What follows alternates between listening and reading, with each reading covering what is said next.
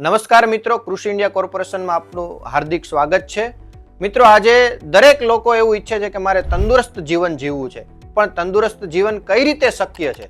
તંદુરસ્ત જીવન ત્યારે શક્ય છે જ્યારે આપણી માટી તંદુરસ્ત હશે, ત્યારે આપણો પાક તંદુરસ્ત રહેશે, અને જ્યારે આપણો પાક તંદુરસ્ત રહેશે ત્યારે આપણા ખોરાક તંદુરસ્ત રહેશે, અને જ્યારે આપણા ખોરાક તંદુરસ્ત રહેશે ત્યારે આપણું જીવન છે એ તંદુરસ્ત રહેવાનું છે। તો એના માટેથી ખાસ કરીને એનો મૂળ પાયો એટલે કે માટી આપણે તંદુરસ્ત રાખવી પડશે, અને માટીને તંદુરસ્ત રાખવા માટેથી માટીની અંદર રહેલા અસંખ્ય સૂક્ષ્મ જીવાણુ જે છે એને આપણે સજીવ રાખવા પડશે।